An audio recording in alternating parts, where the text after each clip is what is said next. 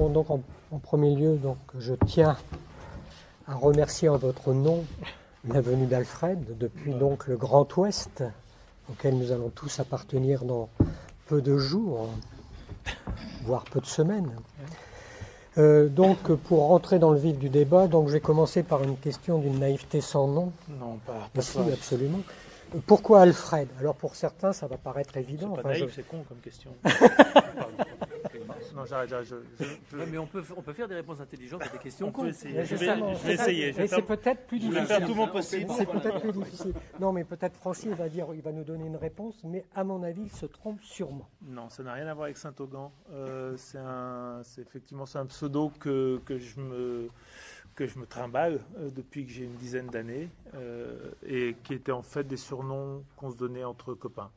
C'est tout simple, c'est vraiment tout bête. On jouait à se donner des surnoms, on s'inventait des personnages avec tout un petit groupe de copains qu'on était à l'époque. Le mien, c'était Alfred, et quand quelques années plus tard, j'ai commencé à faire du fanzinage, j'avais 14 ans.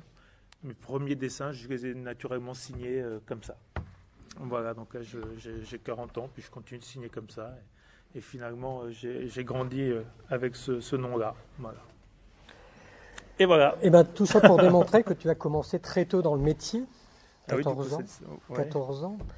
Donc, entre 14 ans, donc ça fait en gros 26 ans. Oui. Professionnel. Sans calculette. Hein. Sans calculette. Mais ça démontre que j'ai quand même préparé la réunion. Un petit peu, c'est ça, surtout. Non.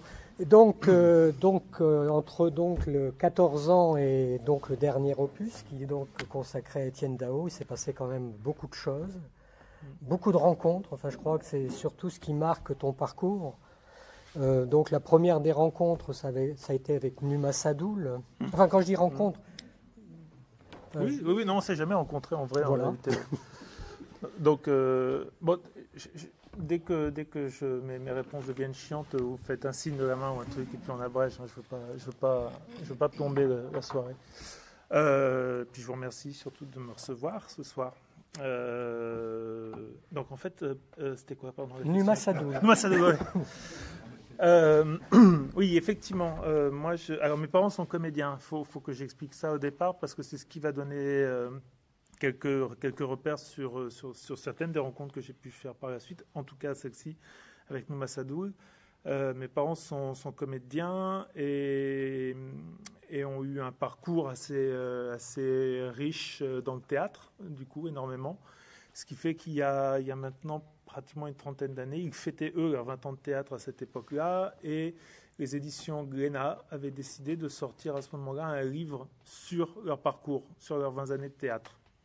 Et avait demandé à Numa Sadoul de venir faire le grand entretien comme il avait l'habitude d'en faire. Il en a fait plein, évidemment, dans la bande dessinée, on connaît certains de ses plus connus, mais il avait en tout cas l'habitude de régulièrement faire ce travail-là. Et c'est donc comme ça que je l'ai rencontré la première fois. Donc moi, je devais avoir une douzaine d'années, je pense, à ce moment-là. Peut-être un peu plus, 12-14 ans. Et puis voilà. Et puis moi, c'était quelqu'un. Moi, j'avais lu, moi qui étais, enfin comme plein de gens, un fan de Gottlieb, de Tardy et de gens comme Moebius. Et ben du coup, j'avais lu ce qu'il avait écrit sur eux. Enfin, ça faisait partie des gens dont je connaissais le nom depuis longtemps. Moi, j'ai toujours voulu faire de la bande dessinée. Je pense que depuis l'âge de 6 ans, j'ai pas d'autre objectif que celui-ci, en fait, raconter des histoires avec des dessins. Donc, pour moi, c'est la première fois que je rencontrais quelqu'un qui faisait vraiment partie de ce monde-là, qui côtoyait des gens que j'admirais, avec qui j'allais pouvoir parler de bande dessinée, parce que mes parents lisaient pas mal, mais voilà, n'avaient pas particulièrement... Enfin, voilà, on n'en parlait pas forcément ensemble, quoi. C'est la première fois que je rencontrais un adulte avec qui je pouvais parler de bande dessinée. Donc voilà, on s'est quand même rencontrés en vrai, mais c'était bien avant qu'on ne fasse quelque chose, du coup, qu'on ne fasse un petit livre ensemble, puisque quelques années plus tard, donc je dois avoir 16 ou 17 ans à ce moment-là, après quelques années de fanzina et donc de festival avec mon stand sous le bras, j'ai eu envie de monter une petite structure un tout petit peu plus construite que simplement des petites revues photocopiées. J'avais à ce moment-là, l'association commençait à faire leur toute première version des formats pattes de mouche. Et du coup, j'avais été vachement impressionné par ça, le fait de pouvoir faire des vraies petites histoires, des vrais petits livres avec peu de moyens. Donc je m'étais un peu lancé là-dedans, et la première personne vers qui je me suis tourné pour lui demander un texte, puisque à ce moment-là, je ne me sentais pas forcément capable là d'écrire un récit un peu plus long, c'était Numa Sadoul, à qui j'avais donc envoyé une lettre pour lui demander s'il n'avait pas un texte dans un tiroir, quelque chose que j'aurais pu illustrer. Et il a accepté, ce qui était très gentil, puisque il n'était pas obligé, puis que du coup, ça me permettait moi ça mettait un enjeu, en tout cas. Mais bon, j'ai été un peu surpris par sa proposition que j'ai pas osé refuser à l'époque. Et donc, il m'envoie effectivement un texte érotique assez hard, que je n'ose pas refuser, et que donc je me débrouille pour illustrer comme je peux. Avec l'énorme expérience qu'on a en la matière quand on a 16-17 ans. Donc je fais ce que je peux. Voilà. Et ça restera donc aujourd'hui, c'est le premier livre que j'ai publié. Alors c'est, Dieu merci, un court tirage. Il n'y en avait que 400 ou 500 exemplaires, mais l'album s'appelait La chatte de la vieille dame. Et voilà, et donc c'est le premier petit ouvrage qui est aujourd'hui extrêmement collector, vous vous en doutez, et je vous remercierai de ne pas le chercher. Mais en revanche, j'ai commencé par ça. Ce qui était rigolo, c'était qu'à ce moment-là, pas mal de copains de mes parents, etc., avaient voulu me donner un coup de main et avaient été un peu déstabilisés que du coup je leur dise que mon premier petit livre, c'était ça. Voilà. Voilà. Et donc... mais en tout cas, c'est une rencontre importante pour moi, dans la mesure où il m'a permis... Ouais. Oui, vous n'êtes pas obligé non plus. Hein. Non, si. J'assume d'où je viens, j'assume tout ce que je suis. À Liliane et André Franquin, en toute simplicité. Alors oui, c'était Numa lui-même. Non, c'est Numa. C'est Numa qui le dédiait au couple Franquin. Ouais. Alors c'est quelqu'un, après que je n'ai jamais revu, Numa Sadoul. On a passé des années à s'écrire un peu et à se rater, surtout beaucoup. Là, ça fait des années qu'on ne s'est plus écrit, que j'ai plus de nouvelles, et puis c'est... Peut-être qu'un jour on en aura de nouveau, et puis c'est pas grave. J'ai pas de mal avec les chemins qui se séparent. Mais par contre, je sais que je voulais dire un truc super, mais j'ai oublié. Non, ben voilà, non, ça a été quelqu'un d'important dans la mesure où c'était la première fois, encore une fois, que quelqu'un qui représentait quelque chose à ce moment-là dans ce milieu-là prenait le temps de regarder un peu mon travail, de me proposer un texte alors qu'encore une fois il n'en était pas obligé, me permettait de faire suivre une lettre à Franquin que j'avais du coup écrit à cette époque et qui m'avait remercié en m'envoyant la photocopie des petits doodles qui faisaient les petits dessins de téléphone, qui faisaient des choses qui étaient complètement inédites. Voilà, c'est quelqu'un qui a eu une petite place dans mon début de parcours. Eh ben, je crois qu'il avait un catogan peut-être encore. Hergé. Ouais, je crois que ça fait quelques années du coup que... Voilà. Alors donc nous étions avec Numa Sadoul et Ciel et Terre quand même. Donc la petite structure que j'ai effectivement montée à ce moment-là avec mes 3 sous de l'époque s'appelait Ciel et Terre. Déjà du jeu de mots, déjà de l'humour, déjà à fond quoi. Puis ensuite il y a eu donc Corbeyran. C'est par ce biais-là que j'ai rencontré Éric Corbeyran par la suite. Ouais, j'avais envoyé à Guy Vidal chez Dargaud à l'époque ces petits bouquins, ces petits livres. Alors, si j'avais monté cette petite structure, il y avait évidemment plein de raisons. Il y avait une envie de faire des choses, de dessiner, de raconter des histoires, mais il y avait aussi une chose. J'étais évidemment complètement comment dit-on, persuadé, enfin je savais pertinemment où j'en étais dans mon début de travail et que mon travail n'était pas du tout au point pour être publié. Donc je m'étais dit qu'une des manières, moi qui suis autodidacte, qui a arrêté l'école à 18 ans et puis qui passait son temps à dessiner, je m'étais à ce moment-là dit qu'une des manières d'apprendre un peu mon métier et puis d'éventuellement rencontrer des gens, c'était ça là, c'était de monter une petite structure et puis de montrer mon dessin, d'essayer de le faire exister en envoyant un peu à des gens à qui j'avais envie de montrer mon travail mon travail qui était encore pas du tout au point, évidemment. Mais parmi ces gens-là, il y avait Guy Vidal à qui j'envoyais des choses. Il y a eu des gens chez Delcourt. Il y avait quelques auteurs. Enfin voilà, j'envoyais régulièrement mes petits bouquins. Tous les 3 mois, j'en faisais un. Et tous les 3 mois, je l'envoyais. J'ai fait ça pendant 2 ans. Et puis, il y en a quelques-uns qui m'ont répondu, dont Guy Vidal, qui m'avait répondu une lettre charmante à l'époque en me disant que voilà, mon boulot était encore très jeune, mais qu'en revanche, il avait là un jeune scénariste qui cherchait des jeunes dessinateurs pour justement essayer de monter des choses ensemble. Et c'était Éric Corberan. Il m'avait proposé de nous mettre en contact, ce qu'il a fait. Et on a commencé à faire des petits livres comme ça, ensemble avec Éric à ce moment-là, qui lui-même, tout comme l'avait fait Nouma, m'a donné quelques textes qu'il avait écrits, qui étaient déjà nettement plus faciles à illustrer déjà que celui-ci. Mais du coup, on a fait 3 petits livres comme ça ensemble avant de se sentir un tout petit peu plus, merci, un tout petit peu plus aguerri en ce qui me concerne, pour aller présenter un vrai premier livre, on va dire. À ce moment-là, c'était aux éditions Delcourt. Voilà. Et c'était donc à Braxas. Et c'était à Braxas. Non, c'était avant ça. C'était la Digue. Ah, la Digue, oui, pardon. Et c'était il y a 20 ans. Oui, donc la Digue, puis ensuite à Braxas. Et ensuite à Braxas, ouais, exactement. Et donc, en sortant d'Abraxas, il y a eu donc Chauvel, David Chauvel. Ah oui. Oui. Ça va, c'est pas trop chiant là encore pour l'instant. David Chauvel que je rencontre. Je pense que vous allez avoir un gros son sur le micro. C'est pas grave. David Chauvel, je le rencontre justement parce que je fais mes premiers livres avec les éditions Delcourt à ce moment-là, les encore relativement jeunes éditions Delcourt, puisque je crois qu'ils n'avaient même pas encore 10 ans. Quand on s'est rencontrés, et puis on sympathise en festival. À ce moment-là, il en fait encore quelques-uns, ce qui fait plus depuis longtemps, mis à part Saint-Malo et Angoulême. Et puis voilà, on sympathise. Et puis un jour, je me retrouve à avoir envie de faire un peu d'autre chose que des univers un peu étranges. Je sentais que doucement...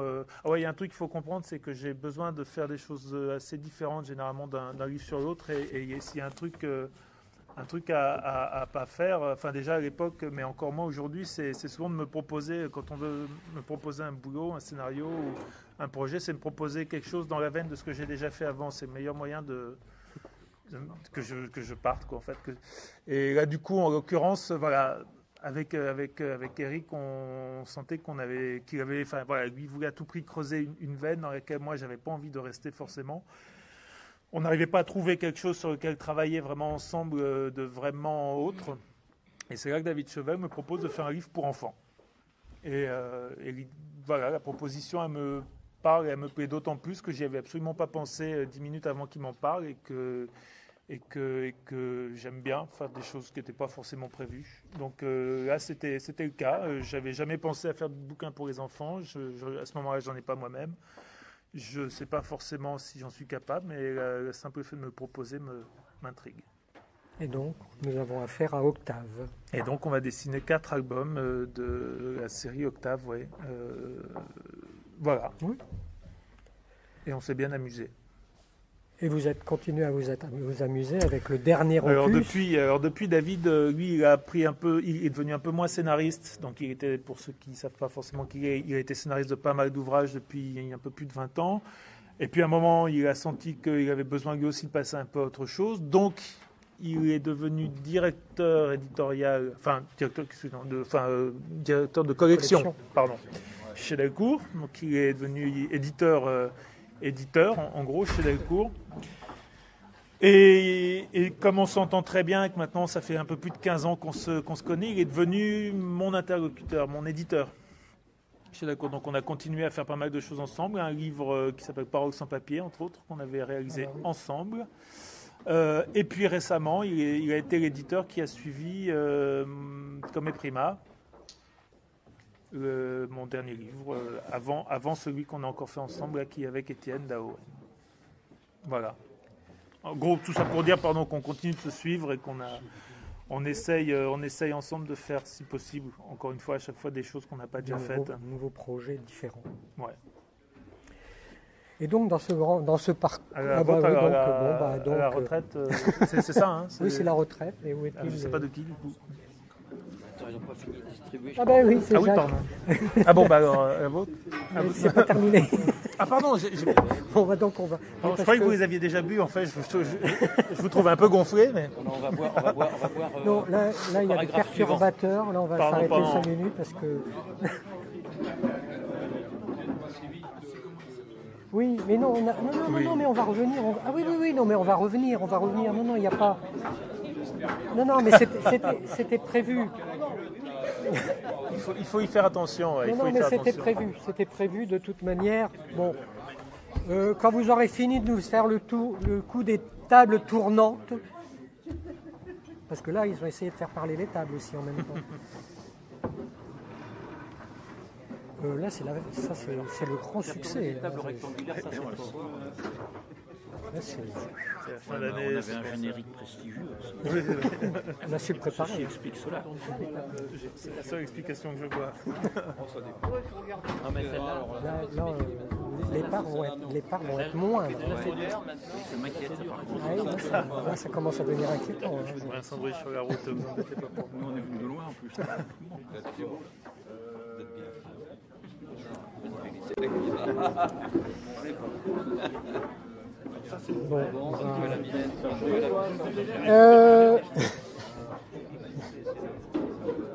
Tout ça parce qu'il y en a deux qui sont arrivés en retard. Tout ça. Et puis en plus, ils ne mangent pas. Ouais. Oui. La distribution des verres est terminée ou Pas tout à fait, non. pas tout à fait? Non, je suis français, on a pas. Tout à fait, il manque le président là. Mais où il est le président? C'est lui Ah, qui il va, sert là-bas. oui, il va nous faire passer les cacahuètes aussi. Bon, ben ça va être facile pour parler.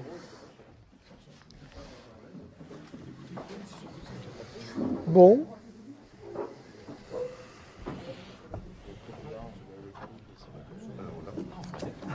Le retour au calme.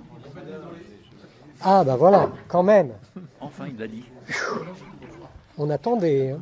Bon, donc effectivement, on a fait un grand saut dans le temps que Patrick a souligné.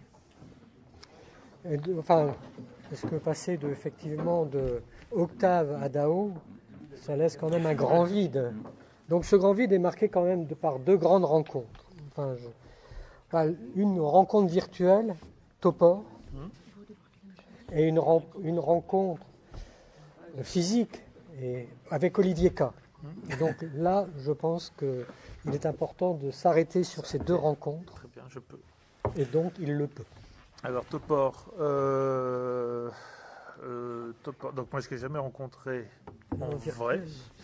En revanche, il faisait partie du cercle un peu large des gens qu'encore une fois côtoyaient mes parents à une période de leur parcours. Ils ont fait un peu partie dans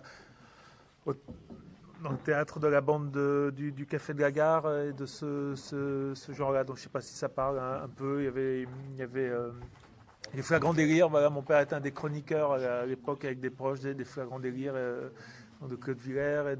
Donc c'était toute une grande famille comme ça, un peu de gens. Donc moi, gamin, je ne l'ai pas rencontré, lui. Mais en revanche, j'ai eu un grand choc en découvrant son travail, et puis particulièrement un livre, alors qui n'est pas forcément ni le meilleur, ni le plus connu, ni le plus significatif, mais qui était un court roman qui s'appelait Café Panique, que je devais avoir une douzaine d'années, je crois, quand j'ai lu ce bouquin, qui est composé, pour ceux qui ne connaissent pas, de plein de petites histoires très très courtes, des sortes de petites brèves de 2 pages qui sont un peu absurdes et complètement loufoques, étranges, un peu noires, avec un humour assez grinçant parfois, ou complètement barré. Et ça a été un grand choc, c'est là que je me suis rendu compte par la suite qu'en fait je connaissais son travail, parce que j'étais assez fan d'une série télé qui s'appelait Téléchat, comme pas mal de gamins, soit on adorait, soit on détestait, mais c'était pas un truc qui laissait complètement indifférent, parce qu'encore une fois c'était assez ovni comme programme. Et ce qui est dingue, c'est d'ailleurs se dire que ça l'est encore aujourd'hui, malgré tout, 30 ans plus tard, quand on voit certains sketchs qui étaient là-dedans, ça reste des choses un peu courantes. Mais donc voilà, il y avait ce roman, Café Panique, qui m'a vraiment marqué, qui fait que j'ai voulu à tout prix. Après, j'ai su par la suite en fait que mes parents le connaissaient. Mais bon, voilà, moi je ne l'ai jamais rencontré. Mais du coup, j'ai voulu à un moment savoir ce qu'avait fait ce Roland Topor. Et j'ai commencé à pister ces images, puisqu'en plus il a touché à tout, que ce soit du dessin, de la peinture, de la photo, de la sculpture, de la gravure, des performances, de la littérature, scénario de cinéma, théâtre, enfin bref, costumes, décors. Il a fait énormément de choses. Et à chaque fois que je découvrais quelque chose, ça me touchait encore plus. Voilà. Et un jour, j'ai eu la possibilité, en rencontrant son fils, donc quelques années après la mort de Roland, il m'a laissé adapter ce fameux roman, encore une fois, donc Café Panique. Et c'était pareil, c'était pas nécessairement. Comment dire ? C'est pas forcément son plus grand texte, c'était juste que ça avait été pour moi la porte d'entrée pour découvrir un univers qui continue de me toucher aujourd'hui. Voilà. Donc quand j'ai pu rencontrer Nicolas Topor, son fils, et qu'on a parlé de ça, j'ai tout de suite dit que si je pouvais, je voulais essayer d'adapter Café Panique. Et pour moi, ce qui a été important dans le fait de faire ce livre-là, c'est qu'encore une fois, je ne pense pas avoir fait une bonne adaptation ni un bon livre, ça c'est pas le problème, mais c'est qu'encore une fois, en abordant ce bouquin-là, je libérais des choses dans ma manière de travailler et de dessiner et de raconter. Voilà, c'était encore une fois la première rencontre avec Topor en tant que lecteur. Elle m'ouvrait des horizons auxquels je n'avais pas forcément pensé avant. Et puis la première rencontre, quand je m'attelais véritablement au fait de marcher un peu sur ses pas en adaptant son texte, m'ouvrait là encore des choses que je continue de développer aujourd'hui. Voilà. Donc c'est pour ça que c'est un artiste important que j'ai finalement jamais rencontré pour de bon, mais qui continue même encore aujourd'hui d'avoir une influence sur mon travail, quand bien même mon travail n'a rien à voir avec le sien aujourd'hui. Je reviens toujours dans des choses plus personnelles ou dans des carnets que je peux tenir quotidiennement. Pour moi, je reviens toujours à des choses qui peuvent se rapprocher de son travail à lui. Donc, Café Panique, paru aux éditions. C'était Charette à l'époque, oui. Les éditions Charette, il y a une petite quinzaine d'années, voilà. Je pense. Et la deuxième rencontre, c'était Olivier K. On va faire une pause. On fait une pause de chips. Non, une pause retraite. Ah oui, pardon. Avant la pause anniversaire, les deux hommes du troisième homme là-bas sont les deux affreux qui sont arrivés en dernier au coin là-bas. Voilà. Thierry et Vincent. Les éditeurs dont on a parlé tout à l'heure. À la vôtre. À votre santé à vous. Il faut se lever. Non, c'est pas une minute de silence là. Il n'est pas mort.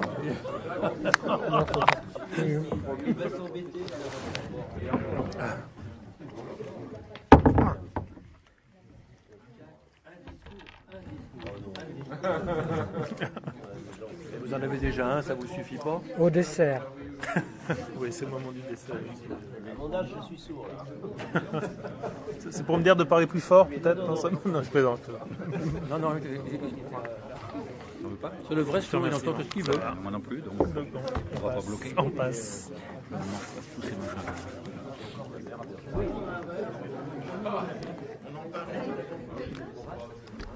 Non, j'ai pas éteint. Non, mais là, c'est une ambiance. Un montage. Voilà.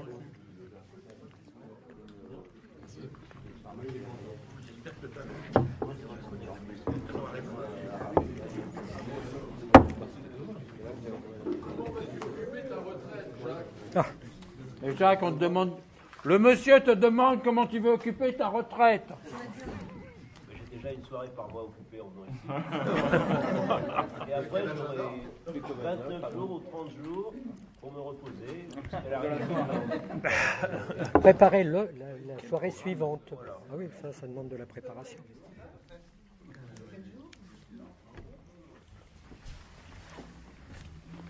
Bon, bah, c'est bien. Voilà, je pense que j'ai tout dit. Je vais vous laisser, du coup. Bon, merci d'être venu.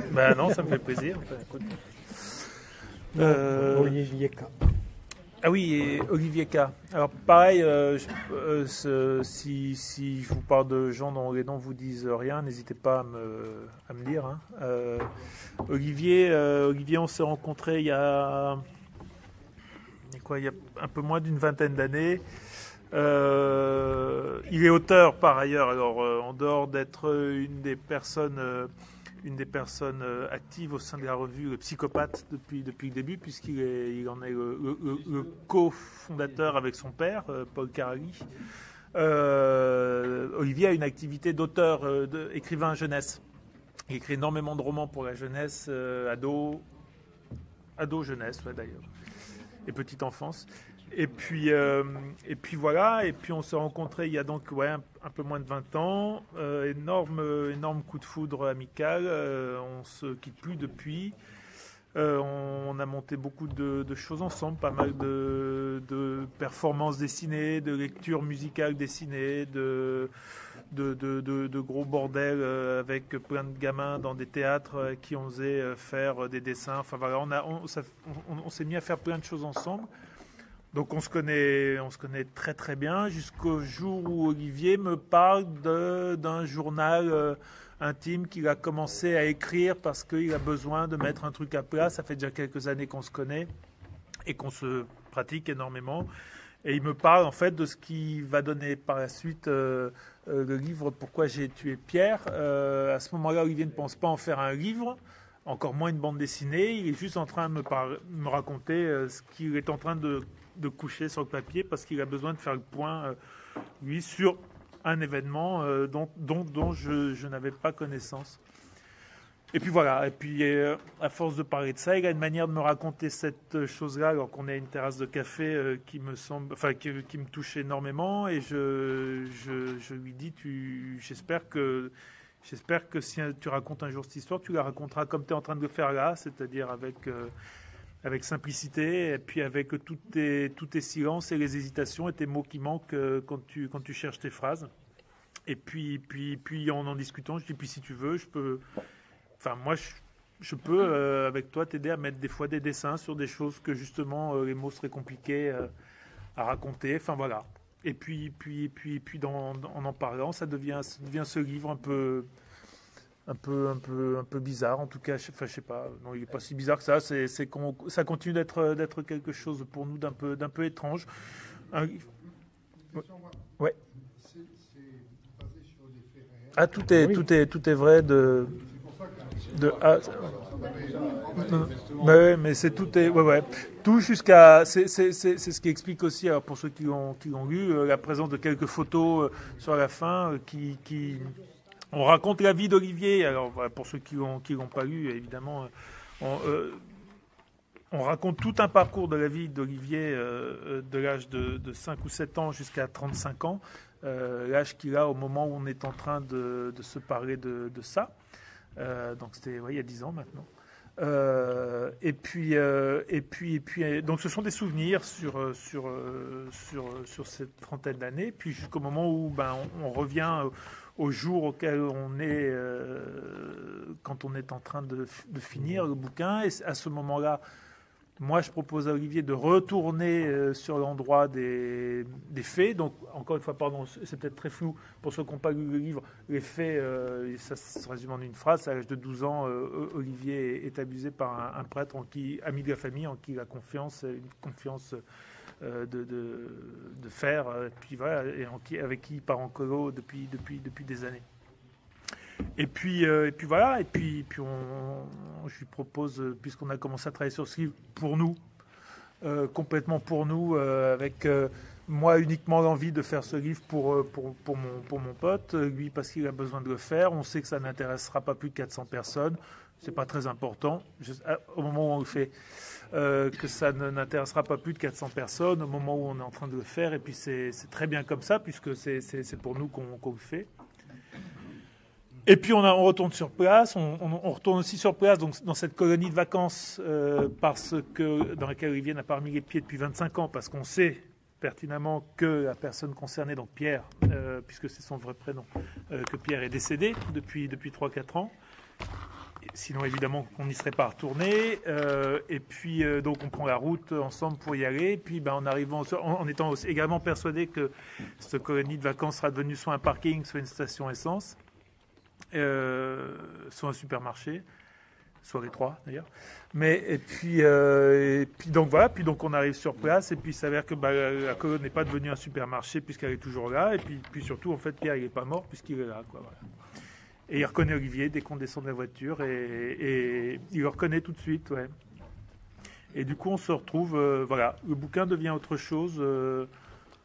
Enfin, tout ce qu'on est en train de, je sais pas que le bouquin d'ailleurs, tout ce qu'on est en train de vivre là devient complètement autre chose. Un livre que, voilà, je sais, pardon, j'ai un peu dévié là, mais c'était pour vous raconter un peu. Après, c'est un livre que j'ai dessiné très très vite. Olivier avait écrit, il m'a donné en fait son journal, du coup, ce qui a été son journal intime, qui était un gros cahier, dont j'ai fait l'interprétation. Il n'y a pas un mot qui ne soit pas de lui, mais je l'ai mis en forme pour en faire une bande dessinée. Et puis voilà. Grosso modo, ce livre qu'on faisait, dont je l'ai dessiné en moins de 2 mois, le bouquin, sans le lâcher quasiment jour et nuit.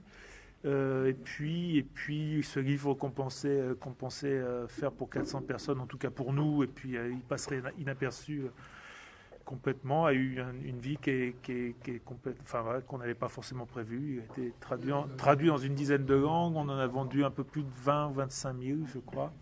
Il a été primé en Angoulême 2 fois, 2 prix ici. C'est un livre extraordinaire, aussi bien au niveau de la sincérité de l'histoire, l'émotion qu'il dégage, l'originalité des graphiques. C'est gentil. Quand même, c'est gentil. Oui, puis enfin, on lit pas. ça travaille quand on lit ça. Alors, ce qui était intriguant, la chose la plus intrigante, c'était encore une fois faire ce livre pour soi. Alors donc Olivier pour lui et puis moi parce que je voulais vraiment le faire avec lui et pour lui. Et puis voir après le décalage entre ça et la vie du bouquin, donc les gens qu'on rencontre, et donc s'apercevoir qu'en dédicace, on se retrouve, par exemple, pour parler des dédicaces, mais avec une personne sur 2 que le livre touche parce qu'il est concerné, pour les mêmes raisons. Et ça, c'est un truc qu'on mesurait, enfin qu'on mesure pas, et voilà. Ça a été une des choses les plus troublantes. Voilà. Et plus troublante de voir que du coup, de voir étrangement la portée un peu plus universelle d'un texte aussi intime, en fait. Non. Du coup, c'est alors proportionnellement à ce qu'on s'attendait, oui. Mais j'ai la chance d'avoir eu des bouquins du coup, en termes de vente, pour parler de manière pragmatique, qu'on marchait plus fort. Mais c'est pas. Je pense que c'est le livre le plus important que j'ai fait. Quand tu l'as présenté à Delcourt, comment il a... Étrangement, alors soit il avait pas lu. Non, en fait, à cette époque-là, il y avait quelqu'un qui n'est plus chez Delcourt maintenant, mais qui est parti chez Dargaud, qui s'appelle Thomas Ragon, et qui était quelqu'un avec qui j'avais une relation très amicale et qui m'a fait confiance tout de suite sans savoir ce qui se passerait. Voilà, je lui ai raconté ça, je lui ai fait lire des extraits du journal d'Olivier en lui disant je ne sais pas comment je vais dessiner ça. Moi, à ce moment-là, en plus, je suis plutôt quelqu'un d'assez laborieux sur mes planches, encore avant de faire ce livre-là. Voilà. Et du coup, je sens bien que c'est pas comme ça qu'il faudra les faire. Il ne faudra pas s'embêter à essayer de faire des perspectives justes et une anatomie parfaite, parce que c'est pas le propos du livre et que c'est pas ça qu'il va falloir faire. Donc je lui dis juste, je ne sais pas comment je vais dessiner, je ne sais pas ce que ça pourra être, mais voilà en tout cas le texte, et j'ai l'impression que ça peut avoir du sens de faire un livre comme ça. Voilà, et on a eu cette chance-là d'avoir eu cette relation avec Thomas à ce moment-là, qui nous a dit, allons-y, je suis le livre et je me débrouille pour le faire passer, quoi qu'il arrive. Olivier, oui. Du coup, on l'a vraiment fait en étant très, très, très accrochés l'un à l'autre. Et du coup, ouais. Du coup, oui, ça a clairement renforcé. Oui, alors voilà, le plus beau compliment qu'on ait pu nous faire sur ce livre, alors ça a été de nous dire on pensait qu'il n'y avait qu'un seul auteur, en fait. Voilà. Voilà. C'est la chose qui me touche le plus qu'on dise ça de ce livre-là. C'est-à-dire qu'on oublie, en gros, qu'il y a un dessin et un texte, enfin tout ça, ce soit juste un tout et qu'on prenne un récit. Voilà. Et le fait de le faire aussi vite, c'était impérieux? Ouais, en fait, je me suis rendu compte que si je faisais pas ça, j'allais commencer à perdre du temps à vouloir faire des beaux dessins, ce que je suis déjà pas capable de faire en temps normal, mais là, il fallait encore moins le faire sur ce coup-là, quoi. Non, enfin, c'est pas une sorte de fausse, je suis sérieux là, c'est pas une sorte de fausse modestie ou de posture du tout. Je ne suis pas un bon dessinateur. Enfin, voilà, on peut en citer des tonnes. Hein, il y en a là, des bouquins. Il n'y a pas de souci. Mais j'essaie juste autant que possible. C'est pour ça que je fais des livres souvent très différents les uns des autres. J'essaie juste d'être un dessinateur juste avec ce que je dois raconter. Ce livre-là, être juste avec ce bouquin-là, c'était pas passer 1 an et demi à faire des jolies planches en dessinant correctement. Tu vois, les lattes du parquet. C'était le dessiner comme Olivier l'avait écrit, c'est-à-dire comme un truc à un moment impossible à ne pas faire, et puis de le dessiner de cette manière-là, comme il l'avait écrit lui-même. Voilà. Les couleurs que vous choisissez, on voit le personnage. Pardon ?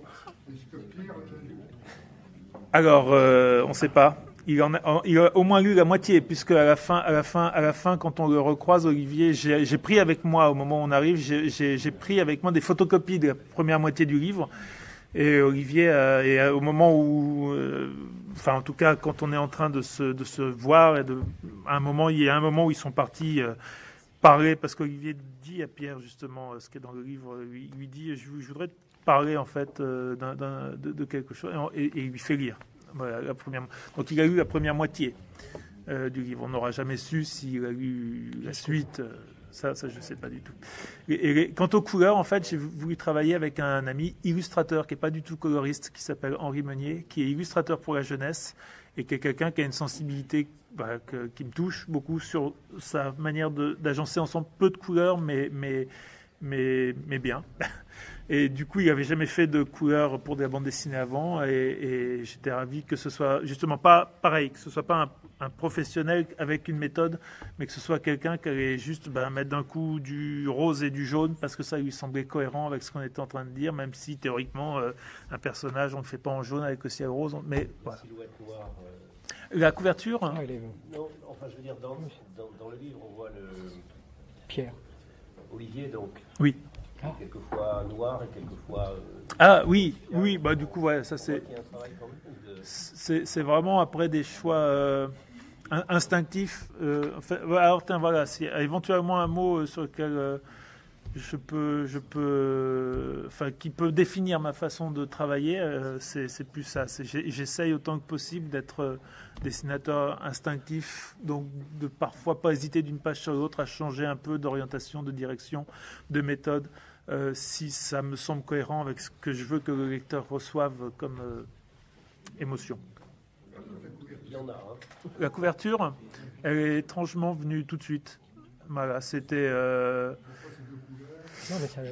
vraiment un jeu d'ombre sur ce regard commun sur quelque chose de passé avec on ne sait pas véritablement lequel est imprégné de l'autre, mais une ombre. C'est une ombre sur le visage de quelqu'un dont on se souvient, voilà, comme je sais pas du nom, comme une présence. Enfin, c'était vraiment un jeu autour de ça, du regard commun sur une histoire, du regard différent justement sur une histoire commune. Pierre se souvient pas du tout de cette histoire de la même manière qu'Olivier, évidemment. Moi, ce que je voudrais ajouter, c'est un livre à posséder dans la bibliothèque de toute personne qui prétend lire des bandes dessinées.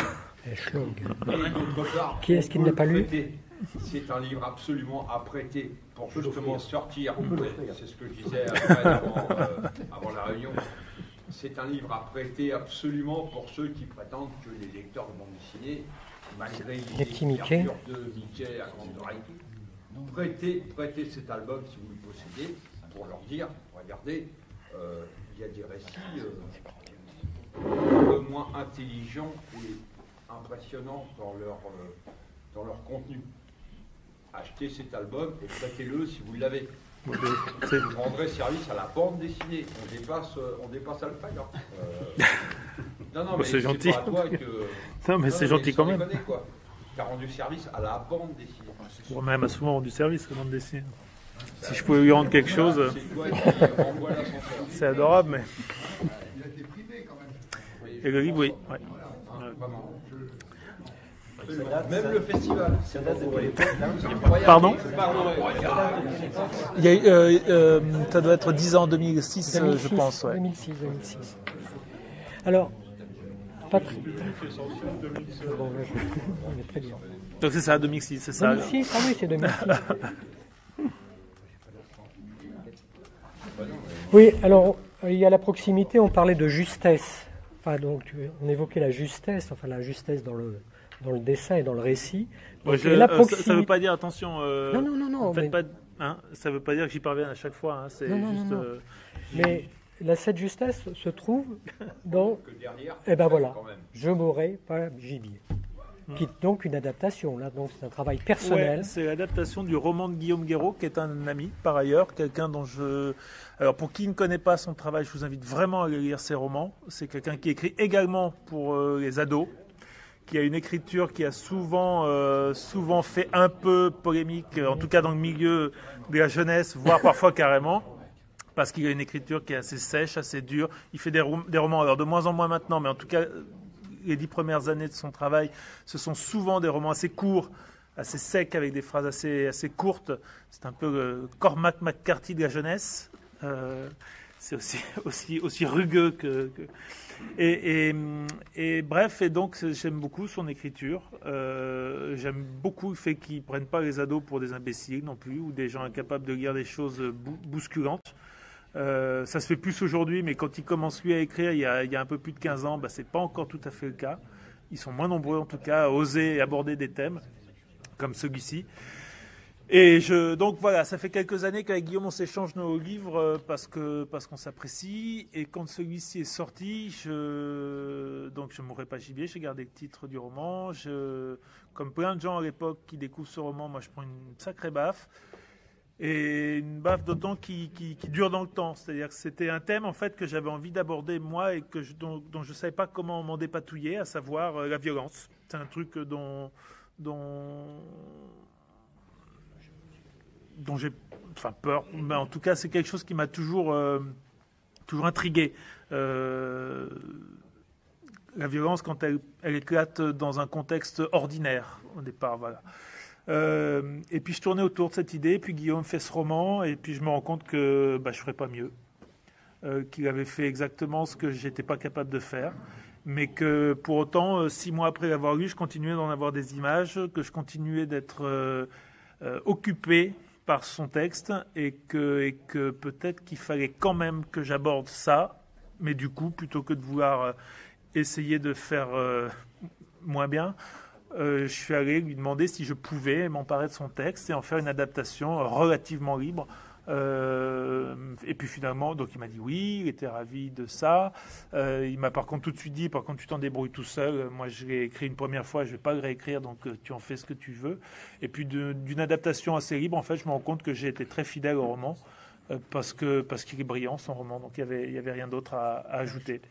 En revanche, ça m'a permis moi quand même d'aller creuser des petites choses dans le dessin, dans la vibration qu'on peut mettre dans un trait. Et encore une fois, dans le lâcher prise, c'est la chose pour laquelle je me suis beaucoup battu pendant des années, accepter de lâcher son dessin, de pas le maîtriser complètement et du coup de se laisser surprendre en fait par son dessin. Toute mon adolescence, j'ai été fasciné par des dessinateurs qui avaient une maîtrise incroyable de leur dessin et qui du coup me donnaient l'impression qu'il fallait que c'était là que je devais aller. Et puis à un moment, il est bon et puis du coup parfois je pense que je suis allé un peu à l'encontre de ce que j'étais réellement, simplement parce que voilà, besoin d'essayer de se frotter à des gens dont au final on est absolument incapable de se mesurer.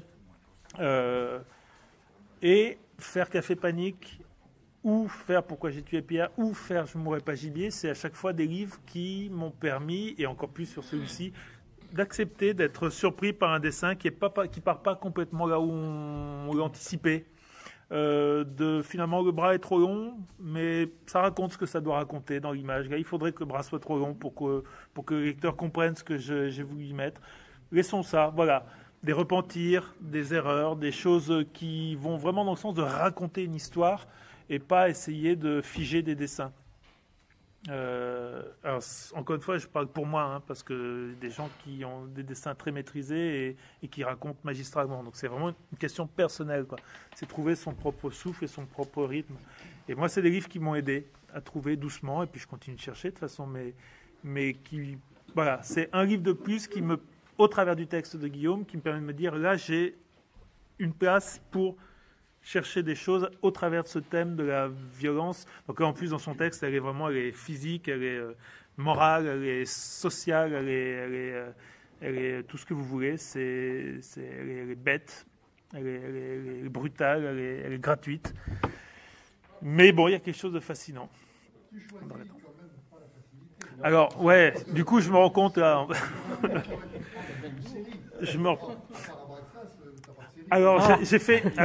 Ouais, je suis pas taillé pour en fait. J'ai essayé de faire des séries et ça me rend malheureux épouvantablement en fait.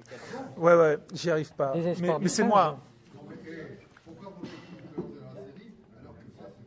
Mais non, mais du coup j'ai arrêté. Hein, Non, ce que je disais tout à l'heure, pardon, du coup je me répète, mais j'ai vraiment besoin.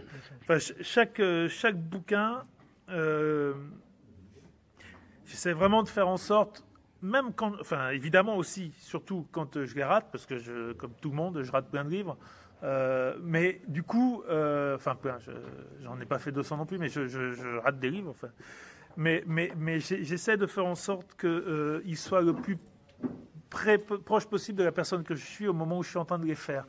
Le principe de la série rentre en conflit pour moi avec ça. J'ai du mal à essayer de tenir une cohérence. Commercialement, c'est... Ouais, mais je mourrais pauvre et seul, tant pis. Mais mais en fait, j'ai essayé. En fait, j'y arrive pas. Ça me rend à chaque fois revenir pour des histoires que j'aimais. Pourtant, ça a été le cas avec le Désespoir du singe. Je me permets. Voilà, qui est une série un moment avec un ami en plus qui m'est très cher, Jean-Philippe Perrault, qui est quelqu'un avec qui je pensais vraiment que là, on essaie de partir pour des années. Et à la fin du tome 2, j'étais déjà en train de souffrir. J'y arrivais pas, quoi. Donc on a fini la série, on a fini une histoire en 3 volumes et puis voilà. Je crois que je suis fait pour tout miser et tout donner sur un livre qui devient un tout. C'est pas tant une question de pagination plus que d'univers, parce que tu as plein de gens qui m'ont dit mais si tu fais 5 fois 50 pages, c'est la même chose que d'en faire un de 250, sauf que pas dans ma tête en fait. Moi, à la fin d'un livre, c'est une portion de ma vie, j'y mets plein de choses en permanence dedans qui me concernent au moment où je le fais. Beaucoup Delcourt quand même, beaucoup Delcourt parce qu'ils m'ont permis à un moment à chaque fois que je venais en disant là j'aimerais bien faire autre chose, et là j'aimerais bien, à chaque fois ils m'ont dit vas-y. Du coup voilà, alors après on peut comme avec tous les éditeurs, on peut discuter des heures et des heures sur plein de choses, mais n'empêche que ça, j'ai une place chez eux, j'ai une liberté en tout cas d'expérimenter des choses chez eux, et quand des livres n'ont pas marché, ils m'ont pas fermé la porte pour autant derrière, et quand des livres ont marché, ils étaient contents autant que non, du coup voilà, ça s'est jamais présenté avec eux, quoi. Il y a en tout cas sur certains des bouquins que je fais, il y a un cousinage, ouais, un cousinage. Et JB, il y a un cousinage avec des livres qu'ils ont tendance à faire. C'est un très bon format, ça. Oui. Bon, je m'en souviendrai.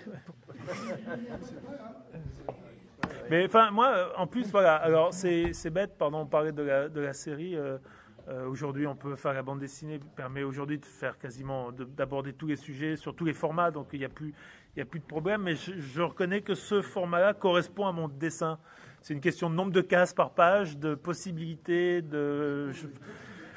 en tout cas, voilà, il y a un truc dans lequel je me retrouve plus que dans des formats plus classiques sur lesquels j'ai l'impression de ne pas être à ma place ou d'être un imposteur, je sais pas. Non. Enfin, je me sens plus à ma place. Imposteur, tiens. Oui, aussi, ça arrive. Donc la proximité, non pas la chronologie, nous amène à Come Prima. Oui. Oui, on va passer à Come Prima, qui est aussi... Patrick n'a pas envie d'en parler. Si si, non, je si, croyais que si, tu si, disais si, non, pardon. Si, justement, non, la chronologie, non. Sans respecter la chronologie, on va passer à Come Prima. Comme ça... Oui. Donc, j'en parle. Oui, tu en parles, parce que bon, là, on est quand même sur du personnel. Déguisé, Ouais. non déguisé, mais du personnel. Il y a 7 ans de ça. Alors moi, pour situer aussi un truc, pour vous donner, je vous donne au moins des infos pour comprendre l'ensemble du charabia. Moi, je suis d'origine italienne au départ. Je suis né en France, mais j'ai fait enfant pas mal d'allers-retours avec l'Italie. Une partie de ma famille vit en Italie, du côté de Gênes. Voilà, dans un coin qui s'appelle les Cinque Terre, exactement. Qui, si vous ne connaissez pas, est un très bel endroit, donc, auquel je vous invite à aller faire un tour. Et puis voilà, et puis donc j'ai vraiment donc d'origine italienne de mon père, par mon père, donc j'ai vraiment, c'est une double culture énormément, que j'ai vraiment grandi dans cette double culture-là. Elle est beaucoup passé par le cinéma italien aussi des années 60. Dont mon père m'a gavé et avec plaisir. Et donc aujourd'hui, je saoule un peu ma fille avec ça, mais c'est la loi, c'est comme ça. Et donc quand ma fille est née, alors pardon, je vous raconte des trucs, mais c'est juste pour vous expliquer le cheminement. Il y a donc 7 ans, il m'a semblé pour moi et du coup pour elle urgent qu'elle grandisse en Italie. Voilà, j'avais l'impression, ça faisait 12 ans que je n'étais pas retourné en Italie, que je n'avais pas mis les pieds, sans savoir vraiment pourquoi en fait, et je ne sais toujours pas vraiment pourquoi. J'ai passé une 12 années avant sa naissance sans y remettre les pieds, puis sans vraiment voir le temps passer. Et j'ai eu l'impression que quelque chose était en train de se perdre, et que mes 2 frères, eux, s'étant vraiment éloignés de cette culture-là, j'avais vraiment l'impression d'être le seul à pouvoir éventuellement transmettre un morceau de tout ça, quoi. Et plutôt que ce soit quelque chose d'extrêmement vague pour elle, j'avais pas envie que l'Italie, ce soit les histoires que racontait son père, mais dont elle avait aucune notion ni souvenir. J'ai eu envie qu'elle y ait ses propres racines et puis qu'elle puisse y planter un morceau de sa propre personne là-bas. Donc avec ma compagne, à sa naissance, on est parti vivre en Italie là, pendant 4 ans. Donc elle y a été à la crèche, elle y est née, elle y a grandi, elle y a ses amis, on y retourne souvent. Et ça c'était important pour moi. Mais, pardon, je ne vous raconte pas tout ça. Mais c'est à ce moment-là, en revenant là-bas, que je n'ai pas prévu de faire un livre du tout, en tout cas pas un livre qui parle d'Italie. C'est simplement que je me rends compte à quel point, sans m'en être aperçu, ce pays m'a manqué. Voilà. Et je ne comprends pas pourquoi j'y suis pas retourné plus tôt, et je ne comprends pas pourquoi j'y ai... Enfin, voilà, pourquoi j'ai passé autant de temps sans y retourner. Et du coup, se sont mis à remonter énormément d'histoires familiales, de toute ma mythologie familiale italienne à moi. Donc, je vous balance tout un peu comme ça rapidement, mais donc, entre autres, mon grand-père et mon grand-oncle, donc mon grand-père et son frère, que j'ai très bien connus, qui sont morts assez tard, que j'ai très bien connus, et qui sont donc, qui étaient pour l'un, mon grand-père communiste, convaincu pendant la guerre, et mon grand-oncle, donc son frère, était chemise noire mussolinienne, embarqué dans la campagne d'Afrique, et c'est des gens que j'ai très bien connus, et que j'ai toute ma vie, ils sont morts, j'avais pratiquement 18 ans, vu encore s'engueuler là-dessus dans les repas de famille, et se provoquer là-dessus, etc. C'est sans bien comprendre trop les histoires, sans trop percevoir tout, parce que c'était essentiellement quand j'étais vraiment gosse qu'ils en parlaient beaucoup. Mais voilà, je sais que ça a imprégné des choses, et tout ça était un peu passé à la trappe, et tout ça est remonté très très fort et très vivement quand je suis retourné vivre là-bas. Viennent s'ajouter à ça, comme pour tout le monde, là j'invente rien, puis je suis pas plus malin qu'un autre, mais ma relation avec mon père, sur ce qu'il m'a transmis, sur les choses, enfin voilà, encore une fois, beaucoup de choses liées à ce pays-là, sur les 10 années que j'ai passées sans en parler à mon frère, encore une fois, avec des malentendus de départ qui deviennent finalement des règles d'or, alors qu'on ne sait même plus très bien quelle est la raison du malentendu de départ. Bref, des trucs comme pour tout le monde, rien de mieux, et puis rien de plus fort, et puis rien de plus fou, quoi. Tout le monde en est là. Sauf que moi, j'ai la chance de pouvoir éventuellement transformer un peu ça et en faire des histoires. Donc, je commence d'abord par surtout ne pas vouloir faire un livre. Tranquillement, dans mon coin, je commence par faire une bonne dépression. Avec tout ça, avec toute cette espèce de merdier, de magma, par ne plus arriver à dessiner du tout.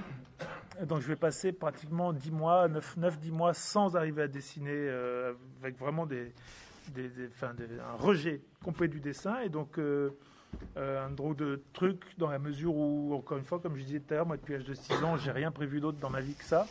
Raconter des histoires avec des dessins et faire de la bande dessinée. Donc d'un seul coup, ce truc-là se barre.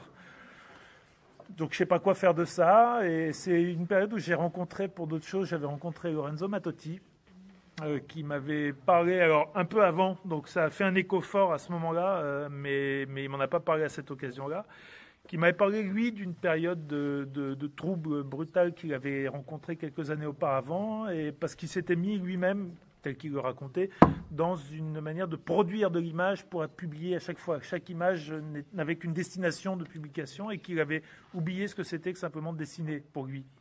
Et qui s'était mis du coup à tenir des carnets, des petits carnets dans lesquels il dessinait juste pour lui, sans objectif de publication, sans intention d'être beau ou réussi ou d'être même vu, juste pour lui, tous les jours. Et ce truc-là, après 9 mois sans parvenir à rien faire de cette espèce d'état de grosse dépression dans laquelle je suis je suis bien tombé même. Mais ce truc-là me revient et c'est par ce biais-là que je commence à essayer de retrouver quelques repères. Mais avant de dessiner, ça a commencé pour moi par prendre des notes. J'ai juste voulu tenir ce que j'avais en fait jamais fait. Tenir un espèce de journal dans lequel je n'essayais rien d'organiser parce que c'était pas le but du jeu, mais c'était juste de noter un peu des trucs qui me tournaient en tête tout le temps. Alors c'était des souvenirs, des rêves, des commentaires, tout un tas de trucs, un peu un fatras en tout cas de choses que j'ai commencé à noter pour moi. Puis au bout de quelques temps, je me suis rendu compte qu'il y en avait qui revenaient souvent, comme quand on démarre une analyse, il y a des trucs qui reviennent souvent, puis on commence à tourner autour. Et puis j'ai commencé à faire des dessins pour mettre en forme un personnage qui aurait pu dire le truc que je venais de noter là. Et puis j'ai commencé à écrire des choses. J'ai commencé à écrire à mon frère aussi, ou à mon père, ou à ma fille. Enfin, écrire des choses, écrire sur l'Italie. Enfin bref, c'est devenu des carnets. J'en ai rempli des dizaines comme ça de carnets de notes, avec des bouts de dessin qui sont venus. Et puis à un moment, je me suis juste rendu compte que de tous ces trucs-là qui n'étaient pas destinés à ça au départ, dépassaient quelques fils qui peut-être pouvaient se nouer ensemble et peut-être donner la trame d'une histoire. Une histoire qui serait une fiction. Ça, c'était clair pour moi parce que je voulais pouvoir prendre des libertés avec tout ça, tout en restant sincère. Mais par contre, une trame qui allait me permettre quand même de raconter 2-3 trucs. Alors des fois, c'est juste au détour d'une phrase. Je voulais surtout pas être spectaculaire parce qu'encore une fois, je sais pas faire et puis c'est pas ma manière d'être. Et puis voilà, cette espèce de petit chemin en voiture, au travers un peu de clin d'œil au cinéma italien qui m'a tant nourri et puis en y mettant plein de petits éléments, des noms de personnes, des souvenirs, des phrases dites par les uns, des choses que j'ai jamais pu dire à d'autres. Tout ça, on commençait à former des dialogues. Et puis du coup, je m'adresse à plein de gens dans ce livre. Alors souvent, encore une fois, juste par une phrase, par une bulle. Et puis c'est juste une question qui est des fois lancée. Et puis ça n'a pas plus d'incidence sur le récit. Il n'y a pas besoin de les connaître forcément en tant que lecteur pour apprécier ou pas le bouquin. Mais c'est devenu un livre presque sans que je m'en aperçoive parce que au moment où j'ai décidé d'en faire un bouquin, je ne savais pas ce que j'allais raconter, j'avais juste ces carnets de notes. J'ai eu la chance, encore une fois, énorme. Là, ce coup-ci, c'était avec David Chauvel, qui est devenu depuis donc directeur de collection chez Delcourt, qui me connaît bien, de lui dire, écoute, voilà, je voudrais faire un livre avec tous ces trucs-là, mais je ne sais pas ce que ça sera, est-ce que tu me fais confiance ou pas? Il m'a dit oui, et j'ai improvisé le livre pendant 2 ans et demi. Pendant presque 3 ans, au jour le jour, j'ai dessiné des pages sans savoir forcément, en me posant un peu des questions à la fin d'une page. J'essaie de trouver des réponses à la page suivante. C'est pour ça que des fois, on m'a souvent dit que le livre était assez contemplatif, c'est aussi bêtement parce qu'il y a des moments où je ne savais pas quoi raconter, mais je voulais quand même que le voyage avance. Donc il y a des moments où j'ai eu besoin juste de dessiner des paysages, il y a eu des moments où je voulais juste des nuages, il y a des moments où je voulais juste passer du temps à regarder les nuages parce que ça me permettait moi aussi de prendre mon souffle et de réfléchir un peu à comment j'allais avancer. Je ne voulais pas savoir à l'avance ce que les personnages allaient croiser, ni rencontrer, ni se dire forcément. J'avais suffisamment de notes un peu bordéliques comme ça. À ce moment-là, un ami très proche était en train de faire un livre un peu similaire. Cyril Pedrosa était en train de faire un livre qui s'appelle Portugal, à qui j'en avais parlé. Il était venu me voir en Italie justement à ce moment-là en vacances. Et il m'avait beaucoup encouragé dans cette démarche-là. Alors c'est encore aussi c'est encore une chose. Parfois, on est venu nous dire que ces deux livres avaient un cousinage, mais c'est juste lié à l'intention et au fait qu'à un moment, on avait des préoccupations un peu communes sur quelqu'un qui rentre dans son pays et qui en a perdu un peu les codes. Grosso modo, ça s'arrête là. Mais en revanche, il m'a... Lui, c'est plus autobiographique, ouais. Lui, c'est plus autobiographique. Et puis voilà, bon sang, là, je suis parti en roue libre, j'ai l'impression. Je vous ai tous perdus, je suis désolé. Non, mais c'est quand Francis parlait de la confiance de l'éditeur, manifestement, tu avais la confiance de l'éditeur. Oui. Enfin, je veux dire, il y a quelques pages où la voiture avance. La C'est voiture tout. avance, tu nous fais défiler le paysage, on est dans la voiture. Mais Il y a les cyprès. Il y a des ambiances. il fallait quelqu'un, en tout cas, la manière que j'avais. Il faut avoir la confiance de l'éditeur pour s'autoriser de telles choses. Il fallait ça. Dessinateur. Il fallait que je sois avec quelqu'un, et c'est une chance, hein, vraiment, mais il fallait que quelqu'un, que je le fasse avec quelqu'un qui accepte de me dire, il n'y a pas de synopsis, très bien, il n'y a pas de synopsis, il n'y a pas de scénario, très bien, là tu m'envoies pas de page pendant 8 mois, très bien. Très bien. Là, au final, j'ai dessiné 80 pages de plus. Donc le livre fait 220 pages, j'en ai dessiné en réalité 300. J'en ai jeté 80 que je voulais dessiner. C'était des scènes entre eux, mais qui me semblaient pas nécessaires, ou faire doublon, ou pas raconter grand-chose de plus que ce que j'avais pu dire en 2 cases plus loin. Ça aussi, j'ai des fois envoyé à David des pages, une séquence de 20 pages, et puis 15 jours après, je lui disais, en fait, je la jette. Et il recevait les pages au départ, il me disait très bien, il faisait des commentaires, mais il me disait super. Et puis quand 10 jours après, je lui disais, en fait, je les jette, il me disait très bien. Super. Parfait, super.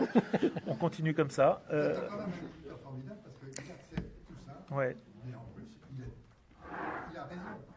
Parce que c'est ça le problème. Il y a un prix aussi. Hein Pas n'importe quel prix. Près du public. Pas n'importe quel prix. C'était dans la région de votre enfance? Non. Alors ça, non, ouais, j'avais peur de ça.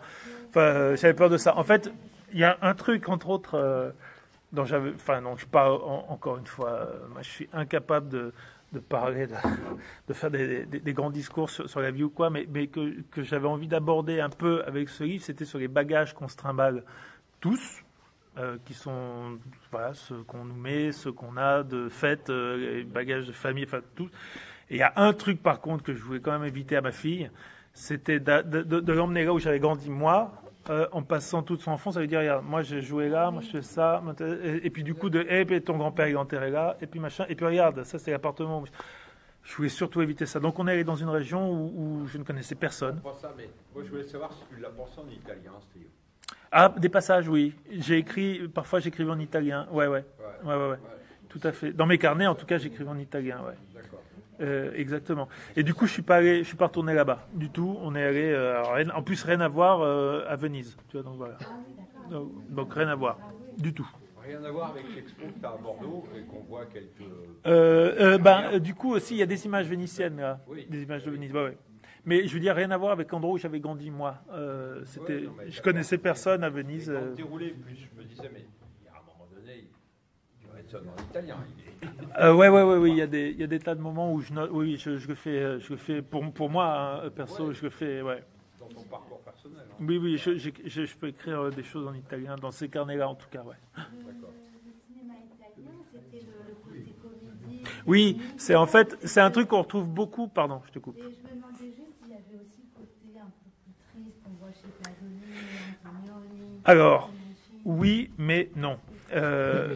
Oui, parce que ces auteurs-là, je les aime beaucoup, mais c'est plus un ton, en fait, que moi, alors, qu'on retrouve par exemple dans un autre cinéma que j'aime énormément, qui est le cinéma belge, c'est la capacité, dans ces années-là en tout cas, dans ce qu'on a appelé les comédies à l'italienne, les comédies sociales, c'est cette capacité qu'ils avaient à faire des films dans lesquels en 1h30 tu vas rire, pleurer, et des fois d'une scène sur l'autre, rire, pleurer, être ému, manger, boire, dormir, t'engueuler, te réconcilier, baiser, mourir, tout ça en 1h30, raconter des vies au travers de gens normaux comme nous, quoi. Et ça, c'est un truc qui me touche énormément. Alors, ça va être des films pour les plus connus, comme c'est voilà, ça va être Afro ça les méchants, c'est en français le pigeon, le pigeon, c'est X-Off Pass, putain, j'ai pas les titres français, pardon, le fanfaron. Enfin, c'est tous ces films. Enfin voilà, c'est toute cette famille en tout cas de films avec des gens ordinaires qui du coup vivent des choses ordinaires, mais enfin voilà, qui peuvent prendre une dimension émotionnelle forte, quoi. C'est pour ça qu'au final, c'est un livre tout simple en fait. Enfin, je sais pas ce que j'allais dire là. Tout simple. Depuis, j'ai commencé à en écrire un prochain, alors avec la même absence de méthode, c'est-à-dire que Ça devient une méthode. du coup qui en devient une, ouais. En fait, depuis ce livre-là, j'ai rempli 4 ou 5 carnets de notes, sans projet d'histoire, et là, donc je relis pas à chaque fois, donc ça fait 2 ans que je note des trucs. Et là, je les ai réouverts il n'y a pas longtemps pour voir ce qu'il y avait là-dedans, donc des choses que j'ai parfois oubliées, des idées que j'avais notées, ou des bouts de dialogue entendus, ou des choses dont j'avais complètement perdu trace. Et là, je commence à apercevoir les choses que je peux essayer de ficeler entre elles. Et on s'est vu il n'y a pas très longtemps avec donc David Chevelle, toujours, à qui voilà, on a résumé le truc un peu comme ça, où je lui ai dit, écoute, je ne sais pas ce que je vais raconter. J'ai vu qu'il y avait 2-3 trucs là-dedans, est-ce que tu me fais confiance? Et puis voilà, donc on a rejoué la scène un peu en se marrant. Ouais, oui, à nouveau, ouais. Mais c'est Quel délai? Je pense que je vais l'attaquer bientôt là, dans les mois qui arrivent, et puis il sera fini quand il sera fini du coup. C'est un bon délai. Il est sorti quand? 13, ouais, ça doit être ça. Ouais. Si, depuis 2013, j'ai fait. Alors, j'ai fait donjon. J'ai fait un donjon qui permet, en fait, qui permet de faire des choses.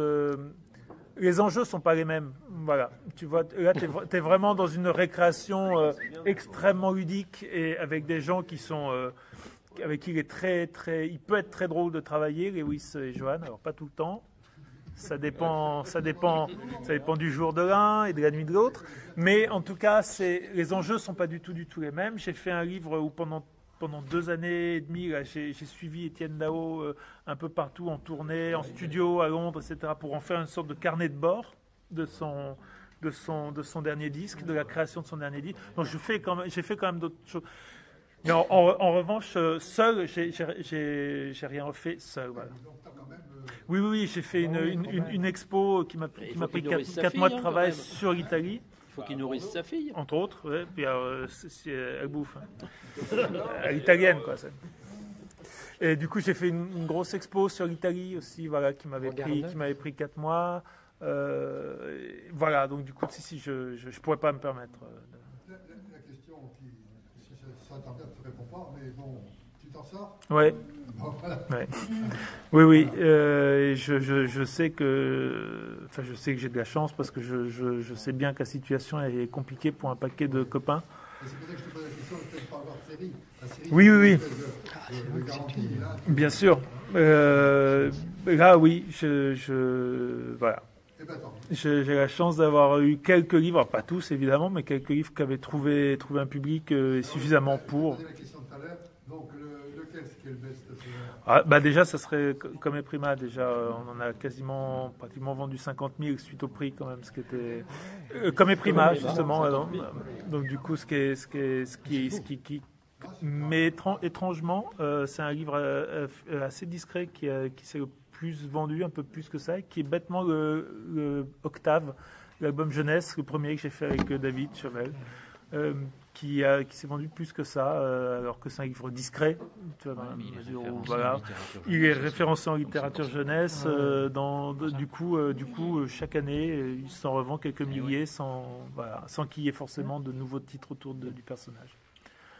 Voilà. Donc, voilà, en ayant eu la chance d'avoir 3-4 livres qui avaient trouvé un public sans dire d'avoir fait de best-sellers qui te mettent hors d'eau à vie, mais ça, on n'est pas nombreux à en faire.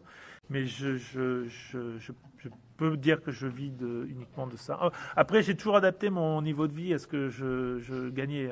Je n'ai jamais rien fait d'autre que ça. Comme je disais tout à l'heure, à 18 ans, j'ai arrêté mes études pour commencer à bosser, à dessiner, à faire des livres, à essayer de les faire comme je pouvais.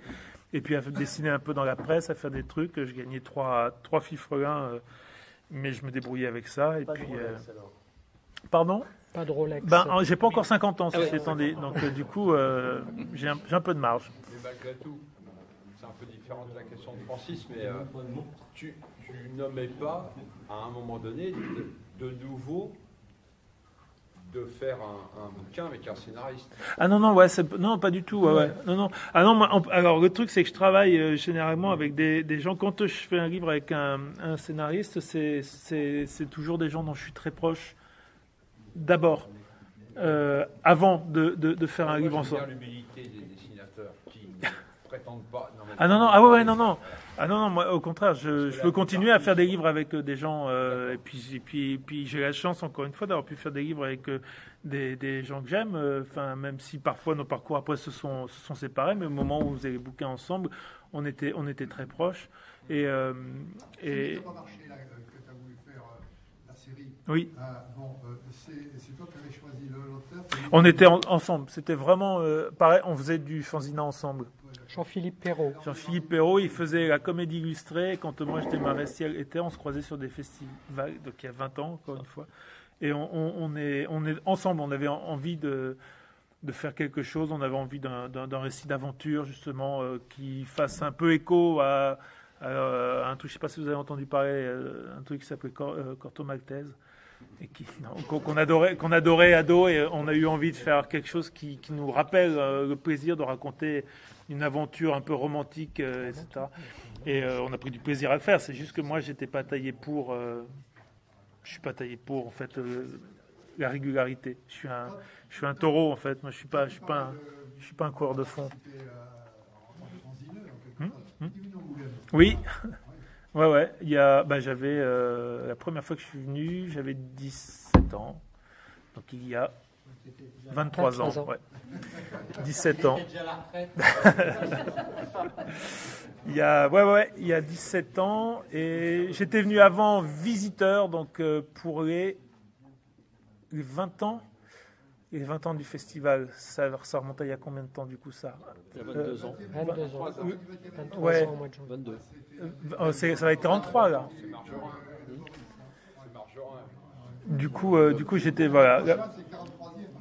C'est ça, voilà. Je savais plus si on était. C'est le 43e. Donc pour les 20 ans, parce que je me souviens qu'il y avait entre autres le Grand 20e, un livre que j'ai toujours. Voilà, que j'avais. Voilà. Donc moi, c'était la première fois que je venais à Angoulême. Par contre, à ce moment-là. C'est ça, 92. J'ai plus. Voilà. Ils sont sages. Moi, c'est. On va dire, on va laisser souffler. Oui, c'est ça aussi. Là, C'est ça. Pour faire une petite parenthèse, on peut féliciter quand même les gens de Bassillac. Tu as vu, ils viennent en bande, mais ils arrivent à s'éparpiller parmi les Ils se sont engueulés pendant tout le voyage. C'est normal. Vous n'avez pas compris, c'est pour mieux vous contrôler. Vous n'avez pas compris, c'est pour mieux vous contrôler. On fait un sondage. Bon. Président. Voilà. On pourra regarder. Ouais, Oui, on va pouvoir regarder tes travaux, mais Ah oui. je ne sais plus comment. Quoi? Philippe nous a amené des choses qui sont sorties. Là-bas, c'est Didier qui a amené des choses aussi. C'est nos cadeaux. Les étrennes. Non, il y a Patrick qui nous apporte des C'est cadeaux. le bouquin noir et blanc. Les étrennes. Et puis. On peut savoir ce qui t'a séduit quand même de suivre un artiste comme Étienne Dao, c'est le musico là, qui te questionne. Ouais. Bah, en fait, ça faisait longtemps. Alors, moi, j'aime beaucoup Étienne Dao. J'aime énormément son travail depuis des années. Et en fait, j'ai toujours. Je suis également musicien. C'est Bassia qui mobilise. Du coup, j'ai toujours une fascination pour ça. Comment on fait. Comment 92. 92. Quand vous voyez Alfred là, oui, pardon. Après Alfred il est parti à Grenoble. 92. Bonjour Alfred. Oui, exact, oui, j'y étais d'ailleurs. Moi je viens de Grenoble, pardon. J'ai grandi à Grenoble. Du coup, je me souviens très bien du salon à Grenoble. Ben, je me doute. Ils avaient plus de moyens, de ça. Voilà. Et puis il y avait des là quand même. Oui. Ouais, je me souviens très bien de cette Des influences. Des influences et tes amitiés, c'est possible. Ah oui. Alors il y a une influence. Alors encore une fois, souvent, je ne sais pas si c'est le cas pour tout le monde, mais il y a des influences qui ne se sentent pas du tout dans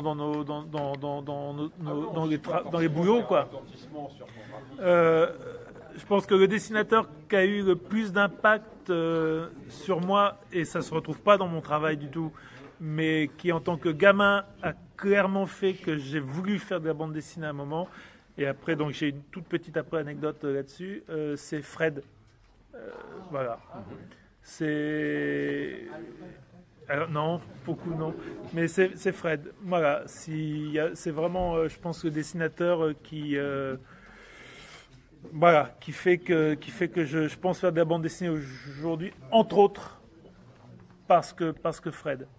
Et alors pour la petite anecdote, c'était pareil, c'était une liberté totale de jamais savoir d'une case sur l'autre ce qui allait se passer. Je trouvais ça incroyable. Lui non plus, il savait pas, donc. Ben ouais, mais du coup, c'est quelque chose qui m'a beaucoup. Après, moi, j'étais un lecteur de pif. Donc il y a pas mal de choses dans Pif. Donc voilà, c'était des dessinateurs que tu vois, ma grand-mère m'achetait ça toutes les semaines. Donc un dessinateur que j'aimais beaucoup, qui a un peu disparu, mais qui s'appelait Massimo Mattioli, qui a été réédité par l'association il n'y a pas longtemps. Exactement, Aime le magicien. Mais ça, j'adorais ça aussi. Alors ça, je vous parle vraiment pour les trucs plus gamins que je continue de lire encore aujourd'hui. Après, plus tard, je vais citer que des classiques, mais parce qu'il y a une époque, ils avaient une influence très forte. Mais Tardi, Moebius, je me suis usé les yeux sur leur dessin. Alors Franquin, si évidemment, mais du coup, si je parle vraiment des influences, j'étais moins influencé par lui, quoi. J'étais fasciné, mais pas influencé. Et puis un peu plus tard, ça avait des gens comme Mattotti, justement.